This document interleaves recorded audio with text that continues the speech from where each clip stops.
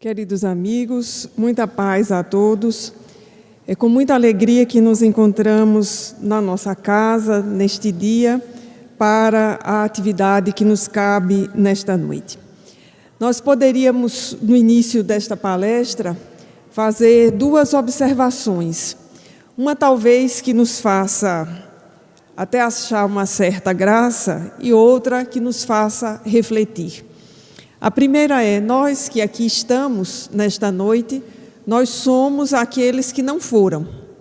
Nós somos os que ficaram para o feriado, com todos os limites, né?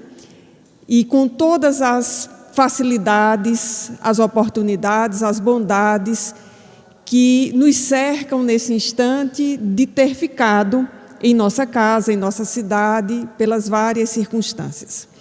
A outra observação para esse início, que se junta com essa primeira, é que o tema para essa palestra nós articulamos ainda há pouco em função da substituição da nossa amiga Cláudia Batista. E desde o momento que eu soube que substituiria a Cláudia e estava numa outra atividade espírita, eu comecei a pensar: seria tão bom se a leitura inicial favorecesse o desenvolvimento do tema, e eu não sabia exatamente ainda à tarde que tema falar. Quando eu cheguei em casa e que me organizei e optei por esse tema, transição regeneradora, eu estava pensando exatamente nesse feriado de 7 de setembro. E quando Ceissa abriu o livro e eu olhei de lado, eu vi a mensagem com o título Prometer. Eu pensei, hoje deu errado, hoje não teve nada a ver. Mas quando Ceissa leu a primeira sentença de Pedro, eu me senti profundamente feliz e amparada pelos Espíritos, porque eles trouxeram um texto que eu desconhecia, mas que tem todo sentido com a ideia que pretendo desenvolver nesta noite. Ao longo deste dia, eu comecei a pensar o significado desse feriado que é tão importante para a nossa nação, que é o 7 de setembro. De forma prática, nos últimos anos, ele significa o feriado que inaugura a temporada do verão para nós. Pelo menos para nós, aqui no nosso estado, é o início das viagens para a praia. Por isso que eu disse que nós somos aqueles que não foram. Mas é um feriado que tem um significado simbólico extremamente importante para a nação. E enquanto eu estava me organizando para vir para cá, eu estava acompanhando na televisão o desdobramento do capítulo da novela das 6, que tenta recontar de uma forma literária, dramatúrgica e para a televisão no horário das 6 horas, o que talvez tenha sido a independência do Brasil na visão de alguns autores e de alguns diretores. E quando nós olhamos para aquele capítulo de hoje, que tentava contar exatamente a festa depois do 7 de setembro, quando o imperador voltava de Santos e chegou ao Rio de Janeiro, nós olhamos para aquele capítulo e, se nós não tivermos uma leitura mínima da escola, não precisa nem ser uma leitura crítica, uma leitura mínima, nós vamos achar que o Brasil de 1822 era muito melhor do que o Brasil de 2017. Porque passa aquela ideia de inclusão, de que estava tudo bem entre as diferentes etnias, os brancos, os negros e os índios. Que o Brasil, inclusive, não tinha maiores problemas, não tinha, inclusive, um problema que é muito caro para a minha área profissional, que é um problema linguístico, e que o Brasil tinha, naquele momento, muito forte. Muitas línguas que se falavam e uma disputa em torno do que seria a língua da nação. E no capítulo da novela, colocou-se na voz do personagem que representa o imperador, a seguinte frase: o Brasil é o país de todos a partir de hoje. Então, nada mais anacrônico para um Brasil de 1822, porque em 2017 nós não somos ainda a nação de todos. Mas é interessante como esses contextos literários e dramatúrgicos nos permitem pensar. E se nós observarmos bem, Nesses anos que antecedem 2022, nos 200 anos da independência, nós nos depararemos com muito conteúdo dramatúrgico, literário, que tem o objetivo de reviver essa história, assim como ocorreu com os 500 anos. E, de modo recente, há uma outra produção chamada Os Dias Eram Assim, que tenta recontar a história da ditadura. E, evidentemente, o material cenográfico tem muito mais romance do que ditadura, e qualquer um de nós com mais de 40 anos consegue reverter o título e dizer: os dias, de fato, não foram assim, porque não foram daquele jeito mesmo. E há uma outra produção que vem em breve, chamada Os Filhos da Pátria, que tenta fazer uma leitura bem-humorada do chamado jeitinho brasileiro. Enfim, é uma contraposição entre o que aparece nos jornais e o que aparece na dramaturgia. E nós podemos olhar com um bom humor e dizer: felizmente existe a dramaturgia. Porque se não fosse isso, nós estaríamos com uma carga extremamente pesada de notícias sobre a nação, não apenas aquelas que dizem respeito ao varejo, às situações cotidianas das cidades e do país, mas aquelas notícias que nos falam do atacado. E numa semana como essa, de um feriado de 7 de setembro, nós tivemos duas notícias muito fortes, repetidas à exaustão em todos os telejornais, em todos os jornais online, em todos os meios de comunicação que fazem cobertura jornalística. De um lado, havia uma notícia sobre a prisão de uma soma em dinheiro que era tão extraordinária e tão fabulosa que os jornais se dedicaram a fazer comparações. Quantos hospitais, quantas escolas poderiam ser compradas com aqueles milhões de reais apreendidos no endereço de uma certa figura pública com influência na nação. Confesso aos amigos que, quando eu vi a primeira notícia no início da semana, eu tomei uma decisão que venho tomando em relação a algumas notícias dessas. Eu não quero acompanhar, porque é daquelas que me fazem muito mal, que mexem muito comigo, têm alterado a minha sensibilidade. E ao longo da semana apareceu uma outra notícia relacionada a uma outra figura pública que ocupou muito tempo dos telejornais, às vezes 40 minutos de um telejornal com 55, que apresentava uma outra figura pública no momento de um depoimento, apresentando uma narrativa que é uma narrativa analisada pelos especialistas com 3 características. Era uma narrativa fluida, uma narrativa coerente e uma narrativa objetiva. E essa notícia eu optei por acompanhar, pelas características da narrativa, porque tudo aquilo que se apresenta no vídeo nos leva a crer que alguém que faz aquela narrativa longa, sem titubear, apresentando detalhes de certas operações que envolveram o centro da política nacional, fez uma opção de vida muito rara. É alguém que fez uma opção de vida com aquilo que nós chamamos de o mais profundo de sua alma, porque é alguém que esteve envolvido naqueles episódios. E ao apresentar aquela narrativa, nós ficamos durante a semana acompanhando a retomada e observando aquela personagem. Que decisão ela havia tomado para apresentar aqueles detalhes? Porque ela já fora entrevistada outras vezes, ela já prestou depoimento outras vezes e desta feita apresentou um depoimento que tem essas características de uma narrativa fluida, coerente e objetiva, confirmando certos detalhes. Dizem os sociólogos que trabalham interpretando esses fatos da nação, que quando alguém se dispõe a um fato como aquele, é em geral alguém com enraizamento, o que significa dizer um sujeito com uma estrutura familiar.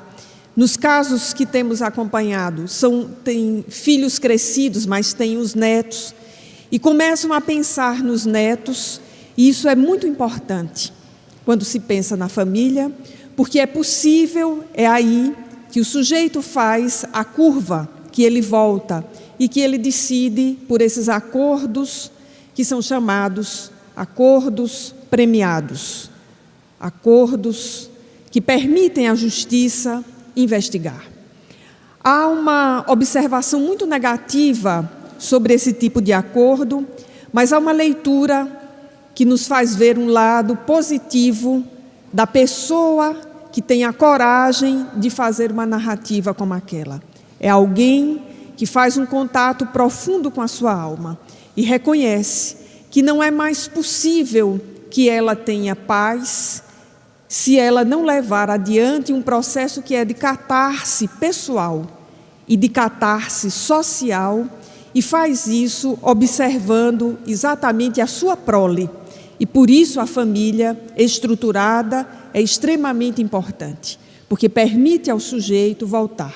O que não significa dizer que ele não deva enfrentar as responsabilidades jurídicas do processo, mas é alguém que, do ponto de vista reencarnatório, está numa posição muito similar à do filho pródigo. É aquele que, como disse o texto de Emmanuel, acreditou em promessas de facilidade, mas teve a oportunidade, como todos temos, e teve a lucidez de aproveitar a oportunidade e fazer o caminho de volta. Porque todos esses, meus amigos, todos esses que são nossos contemporâneos, que são brasileiros como nós somos, que estão enfrentando o escárnio público, o que é uma grande provação, aqueles que têm buscado todos os mecanismos da justiça para fugir da oportunidade, chegaram no momento em que a lei da vida, as leis maiores, disse para eles que não era mais possível continuar como eles estavam. Não é uma conjuntura ao acaso, não é meramente a intenção de partido A ou de partido B, ou desse ou daquela pessoa. Nós estamos confrontados com aquilo que Allan Kardec e o Espírito Arago, no capítulo 18 do livro A Gênese, chama de sinal dos tempos.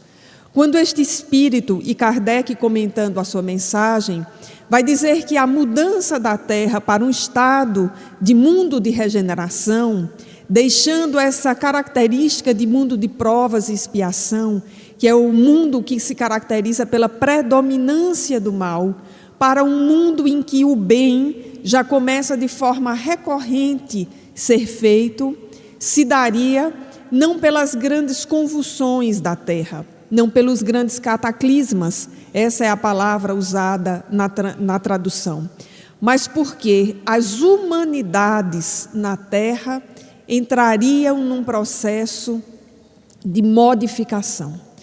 Nós poderíamos aqui usar a expressão ou a palavra revolução. E nós temos visto isso, as humanidades na Terra, muito mais do que as mudanças geológicas provocadas por terremotos ou por outros fenômenos da natureza. São os povos, são as gentes, são as nações que estamos gritando por um novo tempo. E revoluções têm sido feitas em todos os lugares. Algumas abafadas, como a Primavera Árabe, outras que sofrem reveses, como a que estamos acompanhando no Brasil, da qual surgem a cada nova etapa personagens diferentes e, às vezes, os mesmos personagens em situação diferente, mostram-nos uma nação que, se não fossem certas operações, estaria no topo da riqueza material das nações deste mundo. Mas nós estamos no lugar de um país limitado, subdesenvolvido, cujos filhos, muitos deles, pedem esmola, passam fome, muitos sobrevivem da experiência mais desumana entre as experiências possíveis na terra, que é a prostituição. E nesse país há muita gente que sobrevive assim, porque esta nação está se passando a limpo nesse processo de regeneração. E para que nós sejamos uma nação que atenda àquela tese do espírito Humberto de Campos, endossada no prefácio do livro pelo espírito Emmanuel, que nós sejamos um país que é coração do mundo e, portanto, terra de todos e pátria do Evangelho, porque vive a mensagem de Jesus, nós precisamos superar o capítulo da corrupção. Não há saída. Ou nós enfrentamos isso agora e levamos adiante num processo que será de mão dupla, porque ele está sendo de fora para dentro, mas ele precisa ser de dentro para fora também. Ainda hoje pela manhã, viajando com as amigas, nós comentávamos que a geração dos nossos pais, aquela que viveu os dias difíceis da ditadura, aprendeu uma lição no atacado, um grande valor: democracia. A nossa geração cresceu numa escola que não tinha redação, porque a redação era espaço de livre opinião. E nós viemos aprender a escrever depois com muita dificuldade. Mas aprendemos o grande valor da democracia. A nossa geração herdou isso. A geração dos nossos filhos está aprendendo a lição que nós não aprendemos. É preciso haver democracia, mas haver democracia com ética. Porque democracia sem ética deu no que deu. É a situação em que nós estamos. E esse tema não está separado, nem está interditado da reflexão dos espíritas, da nossa reflexão, que precisa voltar à mensagem de Jesus para entender por que é que estamos assim, por que é que os dias são assim e por que é que eles serão melhores quando nós passarmos essa tormenta.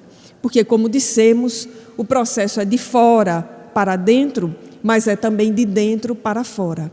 Porque a sociedade está nesse nível de convulsão social, porque nós não somos ainda espíritos equilibrados. Não é redundante afirmar que há muita corrupção dentro de nós ainda. Das pequenas ações, que às vezes estão tão escondidas na nossa personalidade, que nós nem percebemos. Fazemos por automatismo, porque nos acostumamos, porque não fomos preparados para uma leitura mais profunda das nossas ações, da sociedade. E daí para frente, parece que tudo vira uma via de mão dupla entre nós e a sociedade em nós. Porque não é de fato a sociedade como uma instância apartada de nós. Somos nós de fato que fazemos parte dessa sociedade. Ela é assim porque nós, majoritariamente, ainda somos assim.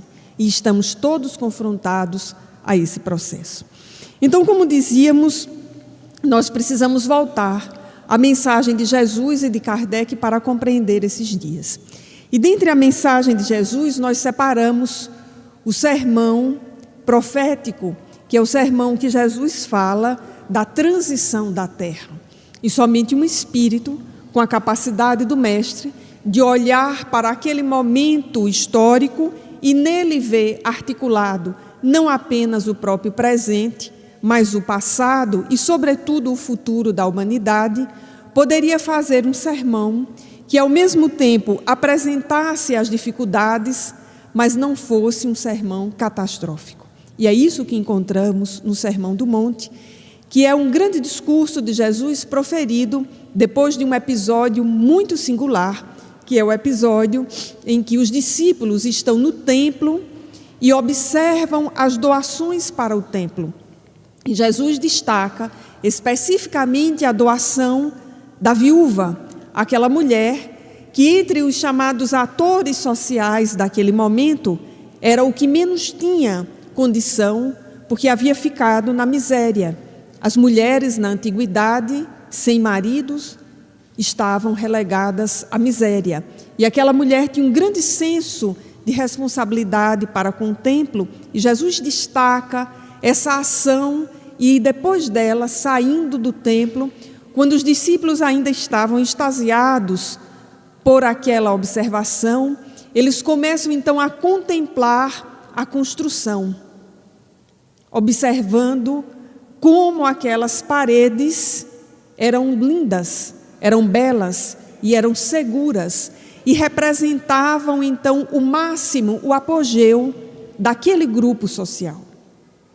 Uma experiência de estética, de contemplação, que nós já tivemos em muitas oportunidades das nossas vidas, observar uma construção e a sua beleza. E quando eles então fazem essa observação extasiados, Jesus então responde que não ficará pedra sobre pedra. E essa expressão é que chama a atenção dos discípulos.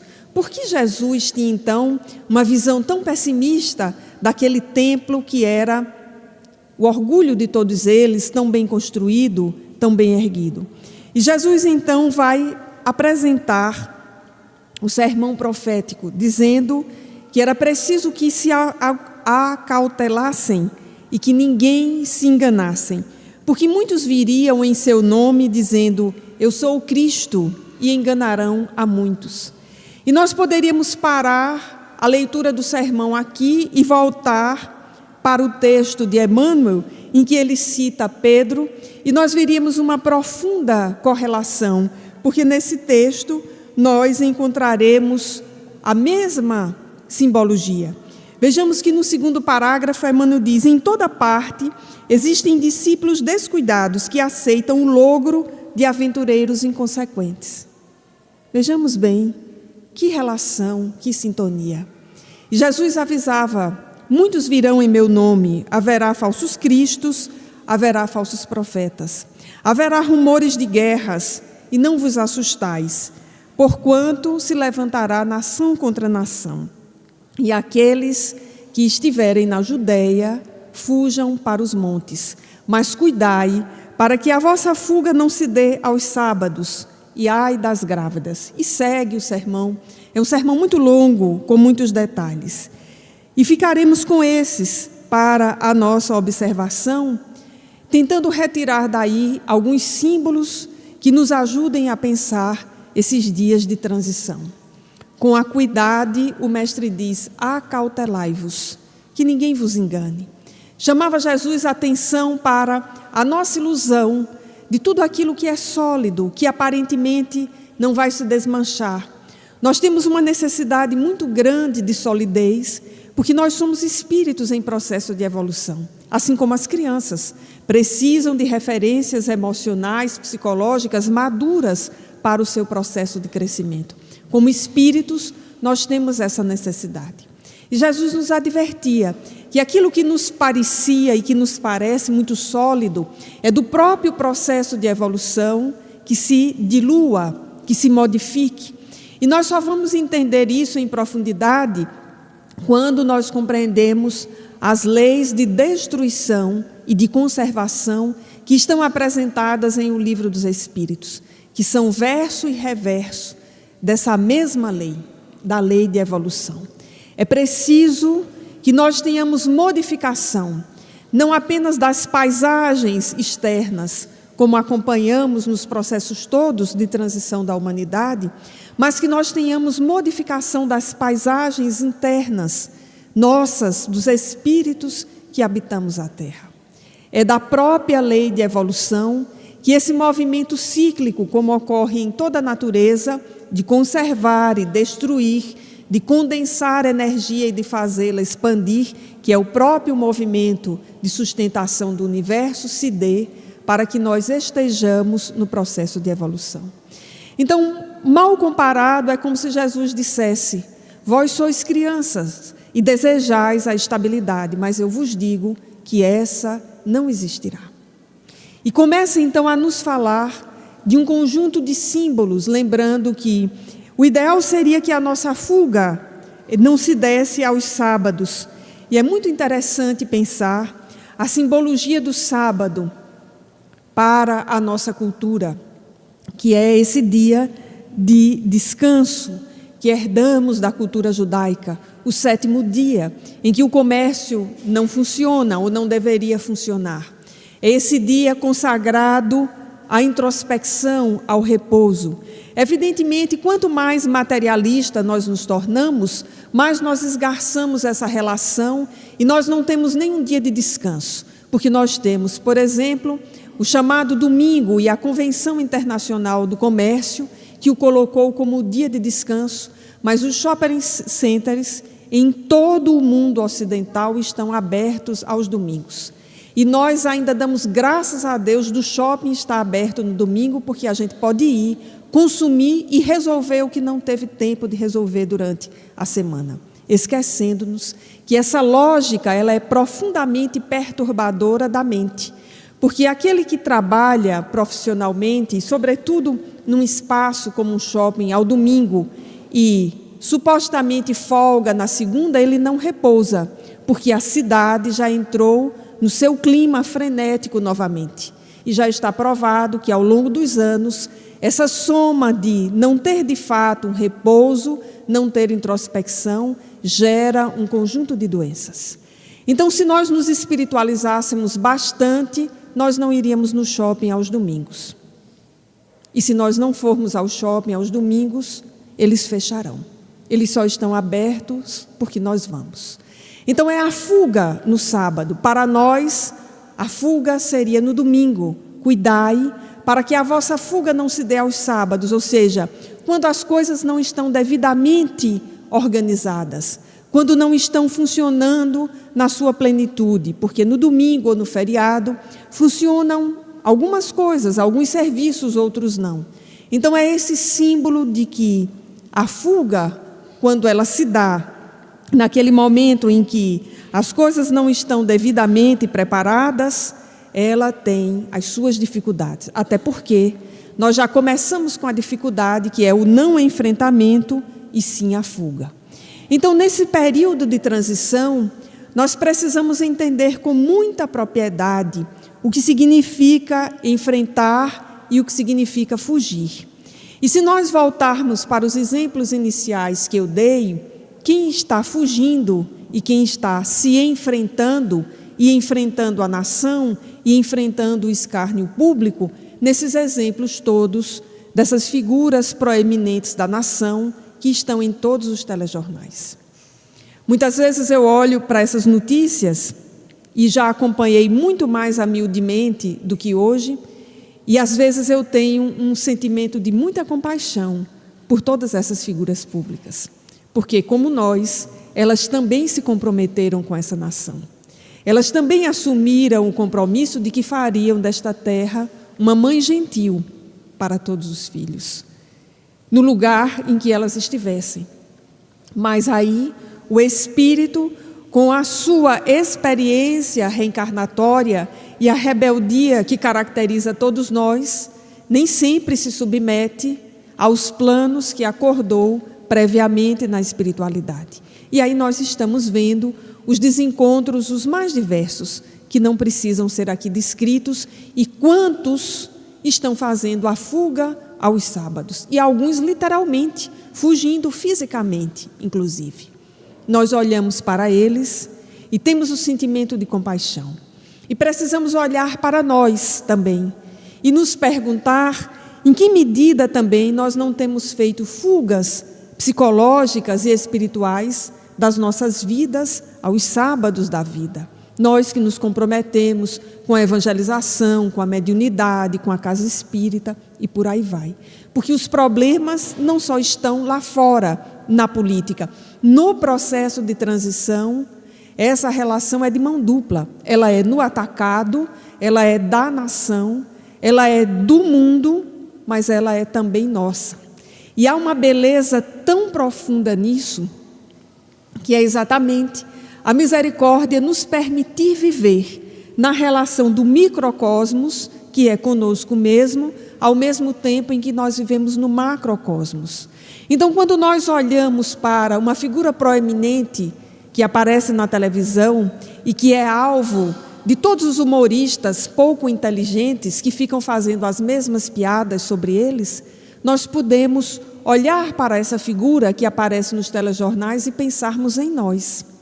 Ela talvez seja aquela sombra da qual nós nos distanciamos, porque nós não temos um cargo público, nós não temos nenhum poder e, portanto, não estando exposto à tentação, nós também não nos comprometemos. A pergunta é: se nós estivéssemos expostos ao mesmo lugar, às mesmas circunstâncias, o que de bom nós teríamos feito? Porque olhar para eles e condená-los é uma posição farisaica, para voltar ao texto de Jesus. É muito fácil. Olhar para eles e condená-los é muito fácil. Eu sempre penso nos filhos, no colégio, que não é um lugar fácil. Os meninos cujos pais, cujas mães estão presos. O que eles ouvem dos colegas, que dizem porque ouvem os seus pais dizerem em casa. Como será essa geração daqui a 10, 15, 20 anos? Então nós estamos vivendo um momento de transição planetária em que nós podemos olhar o microcosmos a partir do macro e ter o cuidado para que a nossa fuga não se dê aos sábados, ou seja, que nós possamos superar esse momento e organizar a reengenharia da nossa vida emocional, espiritual, familiar, econômica, porque a pressão está sobre todos. Quando nós voltamos para o sermão, nós observamos também que os que estiverem na Judeia, fujam para os montes. E nós observamos que esse símbolo é muito importante na narrativa de Jesus, porque essa cidade significava o lugar da espiritualização. Não é à toa que na parábola do bom samaritano ela aparece como o lugar de onde vinha o samaritano. Ele vinha da Judeia. Ele estava voltando de uma experiência de espiritualização para enfrentar o que ele iria enfrentar na sequência. E se a Judeia já é sinal de espiritualização, o que diremos se a fuga deve ser para os montes? É uma simbologia muito desafiadora para todos nós, porque pede um cuidado, uma vigilância constantes de nossa parte. E às vezes nós sentimos inclusive um cansaço, como se dissesse assim, mas não tem uma folga, né? Jesus não teve misericórdia, né? Eu que trabalho tanto, né, em casa, sou tão correta na minha profissão, tão correto, ainda estou na casa espírita, ainda vou no sábado à tarde para a seja, ainda tenho que ficar, ainda tenho que ir para os montes, exatamente porque esse é o momento agudo, é o momento da transição planetária. Que se nós não estivermos olhando para a frente e para o alto, nós vamos nos perder no caminho, porque há muitas atrações ainda. Nós ainda estamos num mundo de provas e expiação. E por isso a sentença do Pai Nosso ensinado por Jesus é para que nós possamos ser livrados do mal e não cair na tentação, porque nós ainda somos muito suscetíveis a esse tipo de atração. A semana passada nós líamos no nosso grupo de estudo o capítulo 19 do livro Entre Dois Mundos, e um capítulo que descrevia a reencarnação de um espírito que tem tudo para fazer uma reencarnação exitosa.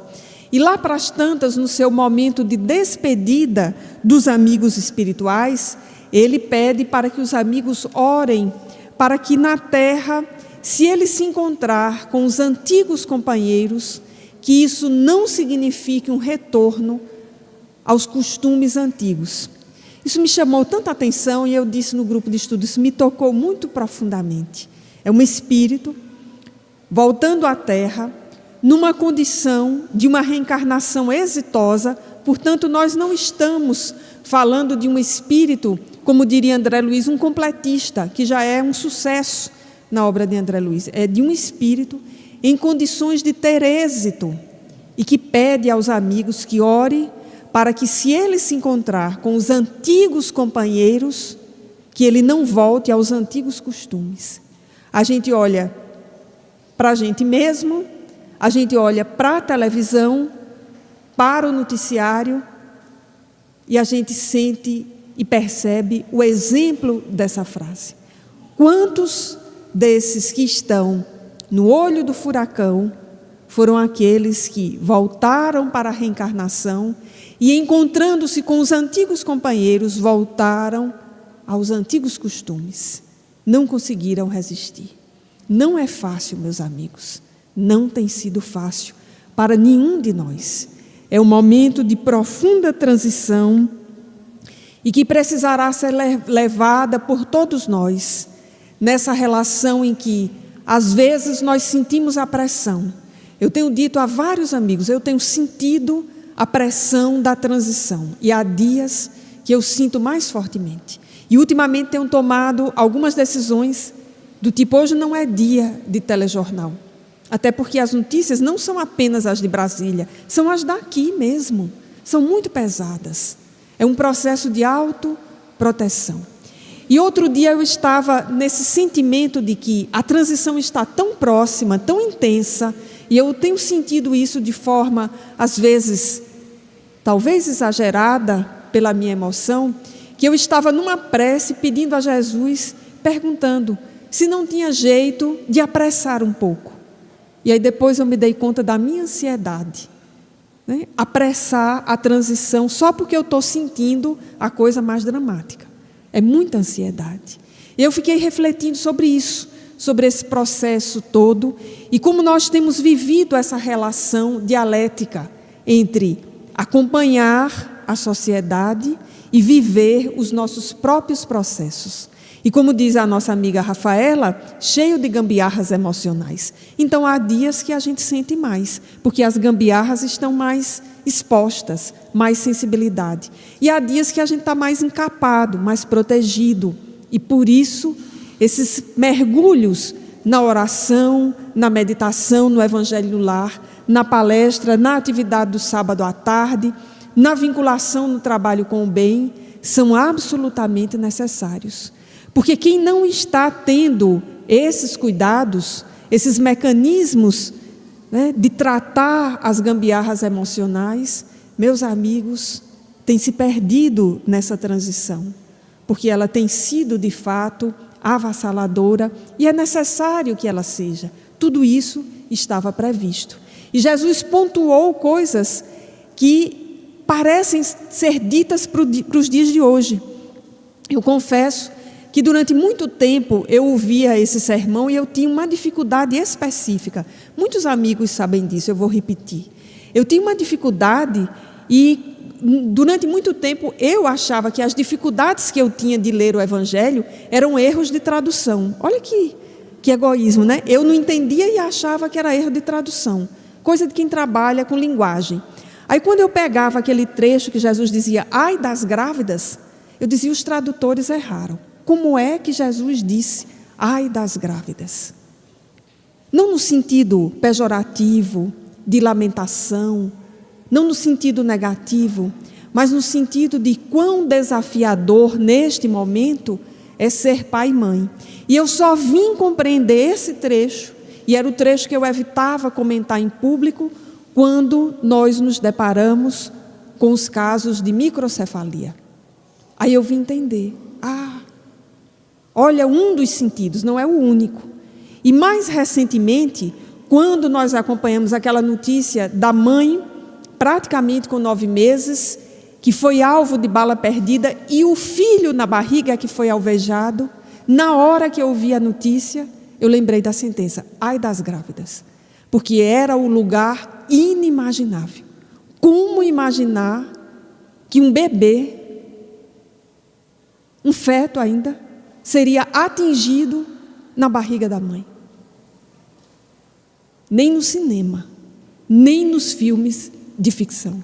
E é nesse sentido que a realidade é muito mais surpreendente do que qualquer dramaturgia, por melhor que seja a dramaturgia. Nem Shakespeare pensou numa coisa dessas, e nós vimos isso no Brasil. E o espírito, ali reencarnante, não suportou um corpo muito frágil para tamanha violência, porque era a bala de um fuzil, não era de um revólver 38. E vejamos a transição planetária. Esse processo profundo, todos nós, confrontados com a lei da evolução. Isso aqui é o extraordinário da história. Todos nós, sem exceção, confrontados com a lei de evolução. E, felizmente, confrontados, mas nesse leme, nessa rota, com a mensagem de Jesus. Porque quem está fora dessa rota não tem encontrado explicações.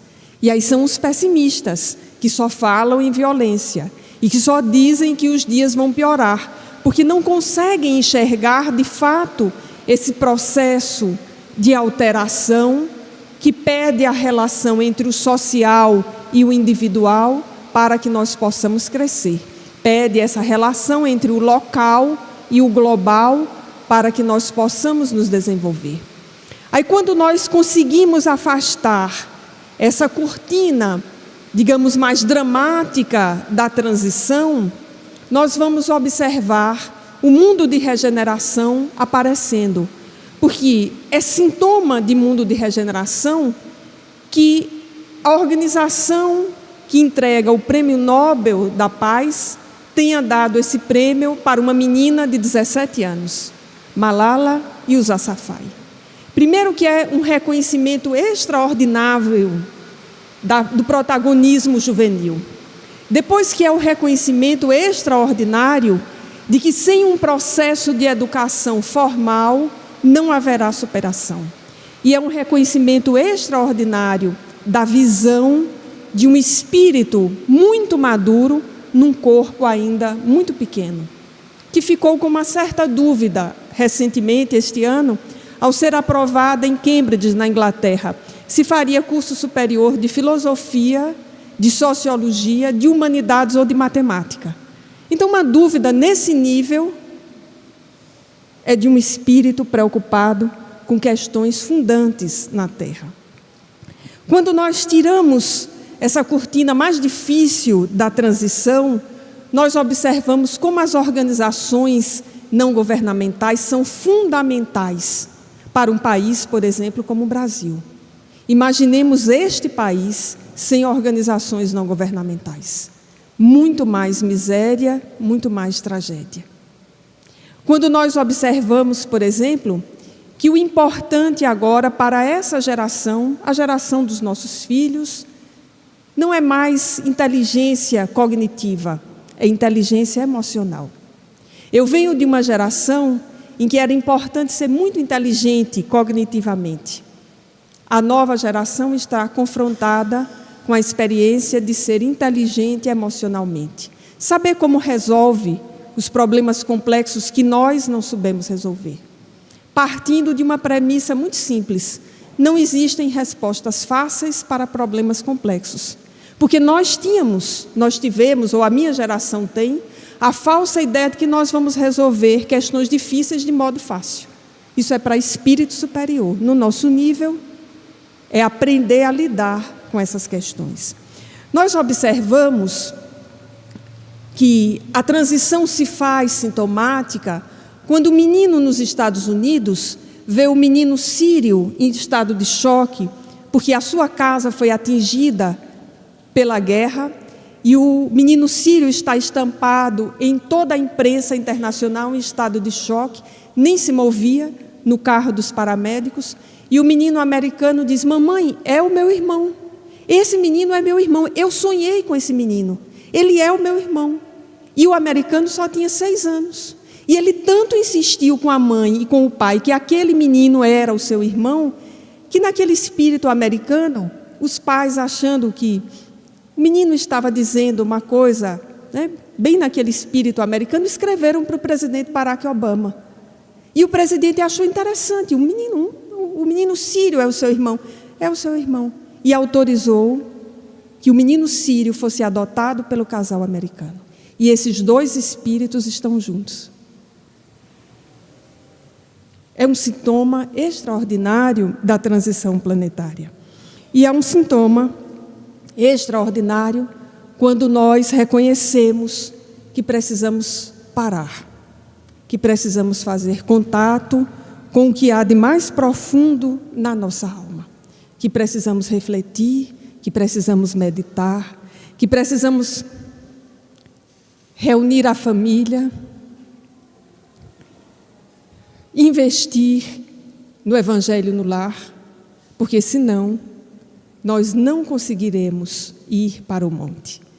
Esse é um grande sinal da transição planetária e de que nós estamos sensíveis para esse momento e que precisamos investir de fato nesses dias e, apesar das gambiarras emocionais e dos altos e baixos, pensar como o Espírito Joana de Ângeles ensina no livro Vida Feliz, quando diz que precisamos difundir a esperança em melhores dias, porque nunca houve tanta necessidade da verde palma como neste momento. A esperança dá força aos ideais e coragem às criaturas que se renovam, mesmo quando tudo parece a ponto de perder-se. É ela que sustenta o herói, que mantém o santo nos propósitos superiores que abraçam. Preservando a esperança em ti, diz Joana, nunca desfalecerás, nem te sentirás abandonado quando as circunstâncias te convidarem ao testemunho e à solidão. E essa semana, aliás, da semana passada para cá, relendo o livro Messe de Amor, que é a primeira obra de Joana de Ângeles, eu me deparei com algo extraordinário, que somente uma releitura permite sentir. O primeiro capítulo de Messe de Amor chama-se Jesus e Solidão. Em 1964, Joana de Ângeles escrevia Messe de Amor, e esse é o primeiro capítulo.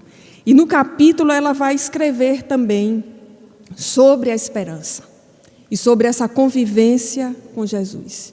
E é nesse mesmo livro que, na mensagem de número 59, o título é Jesus Contigo, que é o texto sobre a metodologia do Evangelho no Lar.